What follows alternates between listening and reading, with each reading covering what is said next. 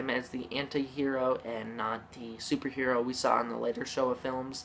I think that'd be a really good idea, and that would also make him more three-dimensional, you know, like, he has that, I said if they added that, like, revenge aspect to him, we could start to see he feels, and if we made him the anti-hero, it'd be like, you know, you have to fear him. Gareth Edwards said that, you know, the world should have to fear them. I'm not going to pull up the direct quote, but from what I've remembered is Gareth Edwards said something like, the world needs to feel like they need to create their own Godzilla or something like that.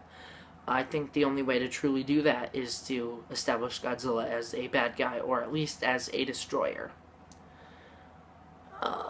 Alright, now getting into the new monsters that they have said they will be adding in, such as Rodan, which is in, I shouldn't say new monsters, I should say the classic monsters, is, I think they should link Rodan's origins to Godzilla's origins. Godzilla is this, we know he came from this time more nuclear,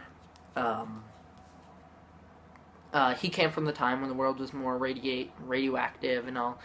I think if you, kept in Rodan to that, it'd be really good because, you know, in Ghidorah the Three-Headed Monster, and I keep comparing this to that movie because if the Godzilla 2, the legendary sequel, has Ghidorah, Mothra, Godzilla, and Rodan, then it's pretty much just a remake, which I think they should not do. I'll get into that later, but if they do that, it would be sort of like a remake. A little bit, not really, depending on how they do the story. But Rodan and Godzilla and Ghidorah competed for, you know what I mean, they competed for territory. That's what they were fighting about in the beginning, before Mothra convinced them to fight Ghidorah. They were trying to convince Godzilla, or before she tried to convince Godzilla, Godzilla and Rodan were fighting over territory, you know, who was going to be the top dog, and all that. Alright, I think, I really don't like Mothra in GMK because they didn't keep her origins all that mystical. She was a guardian monster, but I think that whole Infant Island thing that every other continuity has done with Mothra is way better.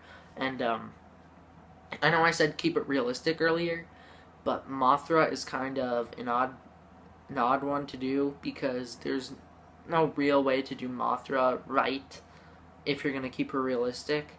So I think they need to add at least some sort of mystical element to her, but maybe they should keep it vague. That way it's not like in your face, this isn't at all realistic and all that.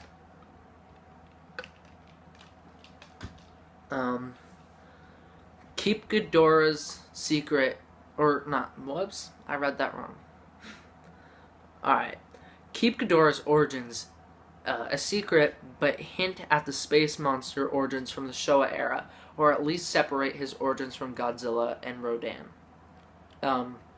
Like I said, I didn't like Mothra in the GMK continuity because she was, you know, she wasn't all that mystical. She was not portrayed as, like, the loving nature goddess that she is in the Showa series, and I actually haven't seen the original Mothra or the Rebirth of Mothra 1. I own Rebirth of Mothra 2 and 3, but I've never seen the first one.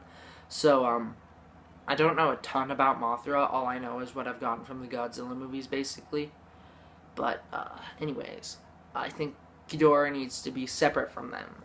He is Godzilla's rival, so of course, whatever Godzilla is, if they make him the anti-hero, no matter what, Ghidorah's gonna have to be the bad guy. I hated Ghidorah in GMK because he was a good guy, and that should never, ever, ever, ever happen. Ghidorah and Godzilla, I get that they're supposed to be opposites, but I think that they just shouldn't have added Ghidorah in that movie for that reason, is that he would have to be a good guy, and that's not Ghidorah. I also don't like Ghidorah's origins in that movie as being the 1,000-year-old dragon. Sorry, voice crack. Because he's a monster of Earth, and that's not good to me. I don't like that. Godzilla. No, I don't know why I said that. Ghidorah in the Heisei era. I did not like his origins either, because Ghidorah, to me, will always be Monster Zero. That is the very first movie I ever saw Ghidorah in, and that's the one I grew up. I'm not all grown up either, but that's the one that I mainly grew up with him in.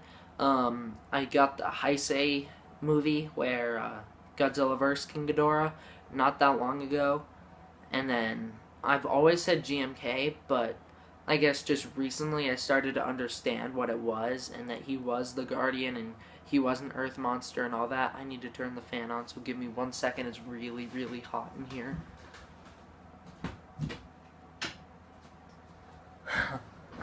Alright, so, like I said, Ghidorah should. I don't think he should be an Earth monster, because even in the Heisei era, I did not like that, because, like I said, Ghidorah will always be Monster Zero.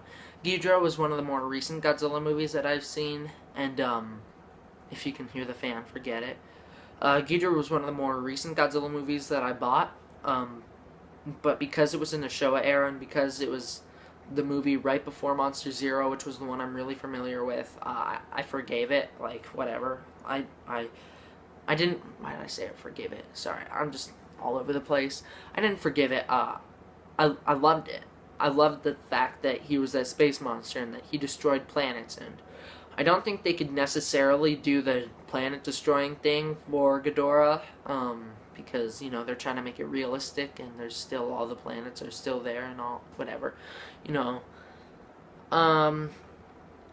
So they need to keep Ghidorah's origin. I think if they were to do it as space monster, they would have to do it, like, really vague, not just throw him in your face and then go, oh, he's from space. Like, maybe, I don't know, maybe there would be some way he comes down from space and starts attacking Earth. And maybe someone, I don't know, maybe the beginning of the movie is they're tracking this meteorite on a satellite, right? Like in Final Wars. And then when it gets to Earth, it's actually Ghidorah, and then Earth's monsters have to come to defend. I think they need to keep Mothra the good guy. Mothra needs to be that guardian. This is number 10. Mothra needs to be the good guy, the loving goddess, and all that. And, you know, it's going to be hard for them to recreate Mothra and have it work, but they can do it. Ghidorah needs to stay the bad guy no matter what. He needs to be opposite Godzilla, which I know I said Godzilla needs to be the bad guy, but Godzilla, like I said, Godzilla should be more of an anti-hero. He should still destroy things. Gamera destroyed things in the Heisei trilogy, and he was still the good guy. Rodan needs to be the same as Godzilla. So what I mean by that is, if Godzilla's an anti-hero, Rodan needs to be an anti-hero. And they can come into conflict with each other because of territorial stuff and the fact that their origins should be linked. Number 11, they need to introduce the monsters slowly. I don't think they should remake Ghidorah. I don't even think that they should add all 3 monsters maybe in the same movie, because then it could get a little packed, you know? Like Spider-Man 2, The Amazing Spider-Man 2, was not all that good at all because it was really packed with ideas and didn't pay off. Godzilla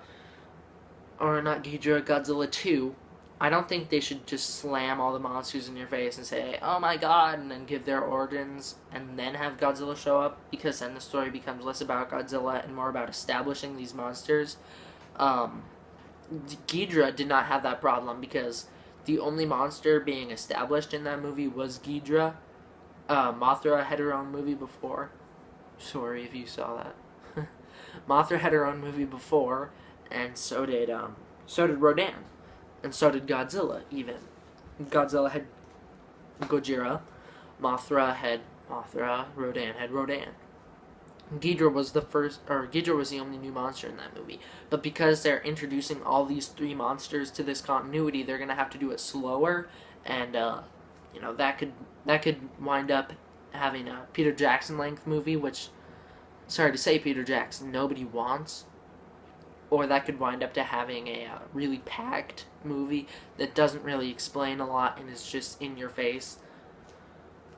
They need to have proper build-up. One thing that the Godzilla 2014 movie did, it had great build-up. That whole first act of Ford and Joe going into the quarantine zone and finding out the Muto was and all that, that was really, really good. I think they need to have proper build up in the sequel, much like that. So I don't know how exactly they do that, but maybe have like, I don't know, they just, maybe there's like these rumors of these monsters going around. I don't know, Monarch knows and they're freaking out because these monsters are going to destroy everything. Godzilla shows up and then people start to freak out and wonder why, and then these other monsters, I don't know. No, I'm just guessing. I'm trying to find some way of how they could do that. They need to, this is number 13. This one is probably most important out of any of them.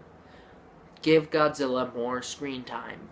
Godzilla only got roughly 8 minutes or so of screen time in the 2014 movie, which is around the same amount of screen time as he got in Ghidorah the Three-Headed Monster, actually. But I don't think that would work. People did not like that, and it focused too much on the other monsters and not enough on Godzilla. So I think if they focus more on Godzilla and less on the other monsters, but at the same time introducing the other monsters and building them up and all that good stuff, it could be really good. I already did number 14, which is tying some nuclear allegory. I think Godzilla should have to attack power plants, nuclear power plants, to get radiation from them. Kind of like how in the original Gamera movie he had to attack places to get fire, that way he could eat. That's kind of the same thing I think Godzilla needs to be doing in this movie. And number 15, this one's pretty important too. They don't kill off any monsters. If you're gonna introduce lesser known monsters or ones that people don't care about, you can kill them off. But keep around Mothra, Ghidorah, Rodan, and Godzilla. They're obviously not going to kill off Godzilla. So keep around Mothra, Ghidorah, and Rodan. Because these ones are going to be, they could be key players in the next movies. Who knows? But, you know, they're really big, important Godzilla monsters. So I don't think they should kill them off. And, you know, they haven't really killed off a lot of them in any continuities. They did in Showa. They killed Ghidorah and in Destroy All Monsters. Of course, they killed off Godzilla and Gojira, but that doesn't count. That was a different Godzilla. They didn't kill off Rodan. They didn't kill off well, they killed off Mothra, but Mothra always had a larva. So if they are going to kill off Mothra in the new movie, make sure she has a larva that we can fall back on. Heisei, they killed Ghidorah. They killed Godzilla.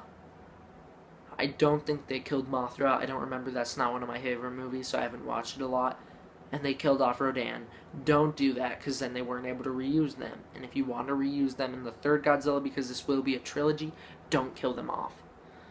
And then in the Millennium series, none of that really matters, because the Millennium series reinvented itself every movie except for 2, which were Godzilla Tokyo SOS, which also featured Mothra, and Godzilla against Mechagodzilla. That's it.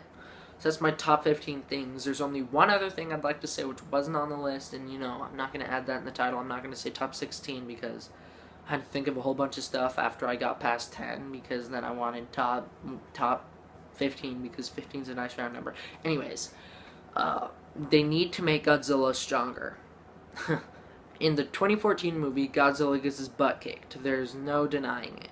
The Mutos win. And unless Ford Brody had blown up the Mutos' nest, the Mutos would have killed Godzilla. And that's all there is to it. Godzilla would be dead, and the Mutos would take over the world, and everything would be over. But luckily for the convenience of Ford Brody blowing up the nest, when he did, the Mutos were distracted and left Godzilla behind. And that's how he's still around, and that's how he still killed them. Even though the Mutos still probably would have won had the female Muto not been separated from the male Muto trying to attack the people on the dock and get the nuke back. That's the only reason Godzilla was able to take the upper hand on the male Muto. That's the only reason he was able to sneak up on the female Muto, is because she was distracted. So if they make Godzilla strong, and Godzilla even passes out at the end of the movie and gets crushed by a building, so these are two things that when he gets crushed by the building, like, that's understandable. He's going to be knocked down for a bit. But at the end of the movie, he kind of just collapses out of tiredness and exhaustion and the fact that he just got his butt kicked. So they need to change that. Like, I get that this is supposed to be realistic.